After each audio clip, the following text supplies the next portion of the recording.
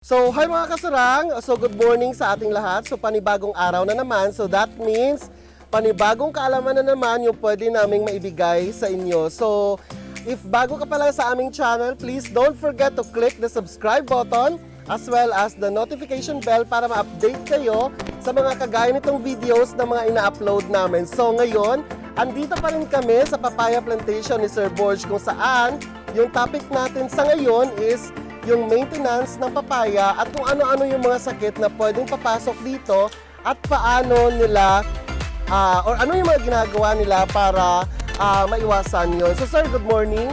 So yeah, magtatanong lang kami from the time na nag-alaga tayo ng papayas nung bata pa, ano yung mga sakit na posibleng dadapo sa tanim nyo?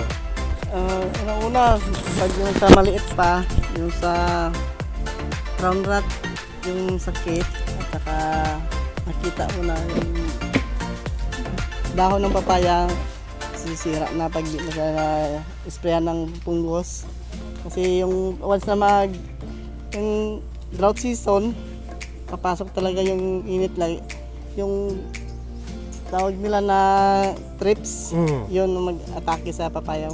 So yung maliit na yung papaya, merong sakit na tinatawag na crown rot. Oh. Yun yung tinatawag natin na Sa dulo niya. yung sa dulo na Dahon na maglabas. nasisira siya or nalalanta.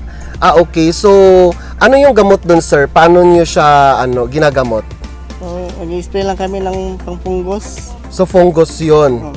Okay. Pero, paano natin maiwasan yung mga ganong sakit? Dapat on time pag mag-spray ka weekly. Pag schedule, spray mo talaga siya para hindi makapasok yung sakit. Oh, alright. So, from the time na nagtanim tayo ng papaya, sir, ilang days bago kayo mag-start ng maintenance yun ng spray at saka fertilizer? Sa pag mag-start from na planting kami, 1 month, doon start na kami spray. Ano yung mga spray na binibigay natin sa papaya? Actually, yung daconil, yung talagang namin. Doconil.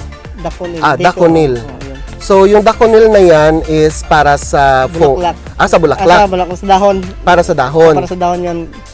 Para Hindi siya masira. Okay. dahon. Pero itong mga dahon na to, kagaya nito, okay lang to. Off na yan. Normal lang siya. Normal na. Pero nung pag nasisira yung dahon ng isang papaya, napalaki pa lang. So that means sakit yon. May sakit na siya. At doon kayo nagsa-start na mag-spray. Mag-spray na talaga. Okay. When it comes naman sa mga fertilizer, sir, ano yung mga fertilizer na ina-apply natin, and then paano tayo nag-a-apply, ilang beses tayo nag-a-apply, at saan tayo nagsa-start mag-apply ng fertilizer? Ito, once a month lang kami maglagay ng fertilizer dito.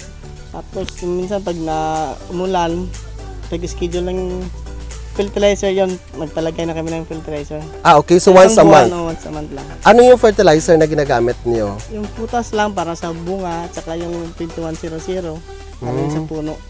Okay. So yun lang para gumawa niya. So putas yung ginagamit na fertilizer. Or saan tayo nagsa-start na mag-apply ng fertilizer, sir? During the time na may bunga na siya or bulaklak? Yung putas, pag may bunga na siya, doon mag-apply. Okay. Pero kung yung papaya natin is namumulaklak pa lang, may application ba ng fertilizer or spray? Yung spray, meron din. At saka yung 2100, yun ang i-apply namin. Na fertilizer. So, yun din yung reason kung bakit or para dumami yung bunga ng papaya? Yun. Or meron din kayong specific na ina-apply para dumami yung bunga? Hindi, yun lang. Yung abono lang talaga, yung fertilizer lang. Okay. So, fertilizer lang talaga siya. Pero may nakita ako dito, sir, yung parang ganito. Ito, nakikita natin sa puno ng papaya, parang nilalagyan nila ng, ano tawag dito? Matsol, parang pang-control yan ng insekto na hindi makakiyat sa papaya. Okay. So, Dikit. ano tawag dito, sir? Matsol? Oo, yung matsol. Okay. So, matsol yung tawag dito, guys. Nilalagay siya sa puno ng papaya para hindi makaakyat yung mga insect. So, if makikita nyo, meron siyang maraming mga insect na dumidikit dito. So, that means, galing dito sa baba, pag umakyat sila, hindi sila makalapit doon sa bunga or sa puno kasi didikit lang siya dito. So, eto. Makikita naman natin kasi meron siyang mga insect actually. Pero pag bubunga na yung papaya, sir, same fertilizer pa rin ba tayo? Oo, or? same pa rin. So, maintenance yan every month? Every month, oh. Okay. So, that means from the time na nagtanim kayo and then may bulaklak na yung papaya, every month na kayo nagsispray? Every week. Every week. Okay. Pero nung time na may bunga na siya, every week pa rin? Every week pa rin ang schedule. Okay. Pero hindi naman siya siguro yung sinispray nyo kasi every week. Kasi like for example, kagaya nito nag-harvest kayo, paano nyo sinischedule yung pagsispray or paglagay ng fertilizer? Schedule namin pagtapos ng harvest, pagkabukas, yun ang spray namin. Spray. O minsan, pag walang harvest, fertilizer yun ang ginagamit yung binalagay na. Na-apply kami ng fertilizer pag walang harvest para yung tao, mabakandi sila. Okay. So that means guys, pagkatapos sila mag-harvest, doon sila nag-apply ng fertilizer. Meron ba tayong fertilizer para sa bunga yan? Para gumanda yung bunga? Paano? Dala na rin yun, yung putas para sa bunga. Putas para sa bunga yan.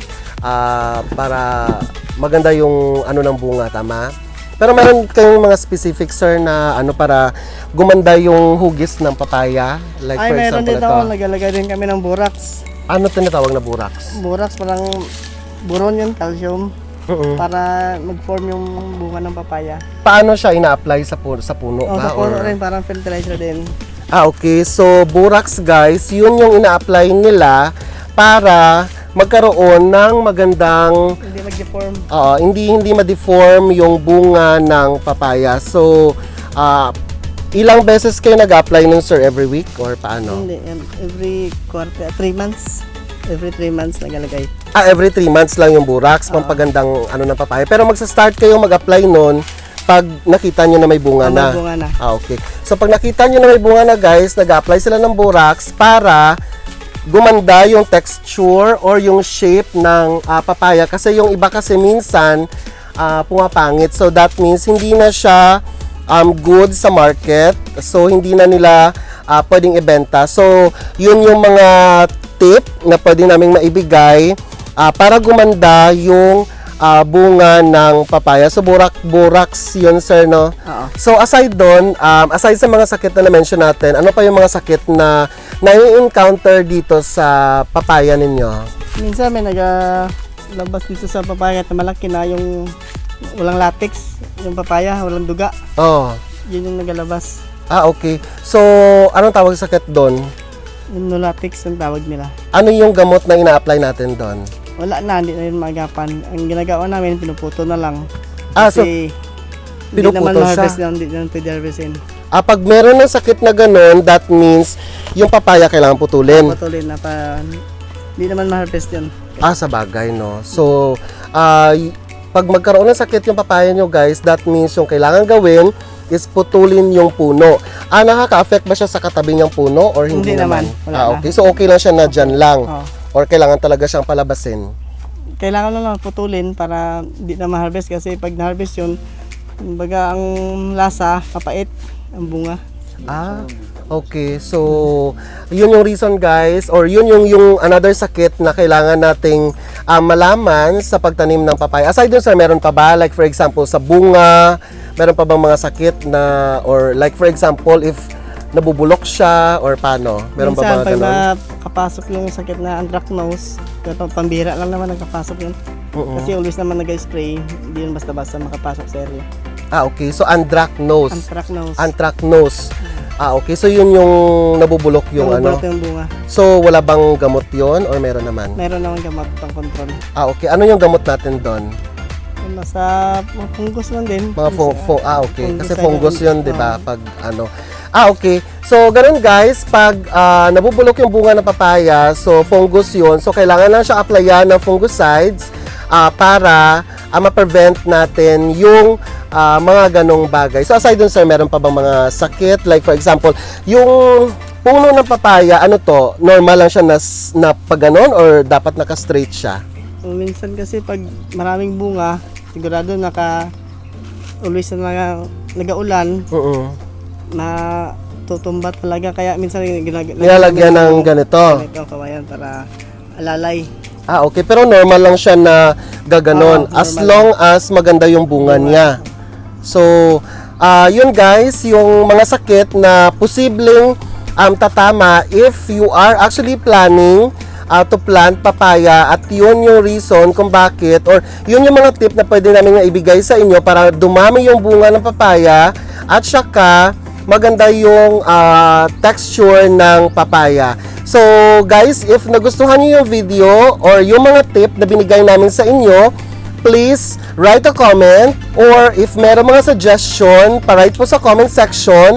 And then, share nyo na rin po yung video. Malay nyo yung mga kamag-anak nyo, nagtatanim pala ng papaya na hindi nila alam, at least malaman nila. So, hope nakapagbigay kami sa inyo ng another idea para sa pagtanim ng papaya. So, salamat kay Sir Borge kasi pinaunlakan niya tayo sa interview na ito at pina-experience niya sa atin yung pag-harvest ng papaya at nabigay din siya ng knowledge. So dati siyang racer actually, pero ngayon nag-harvest na ng milyon-milyon nag-harvest na ng milyon-milyon sa isang ektaryang papaya. So sir, maraming salamat. Thank you. Hope nakapagbigay kami sa inyo ng inspirasyon guys sa video na ito. So until next time, maraming salamat at have a great day. Bye-bye!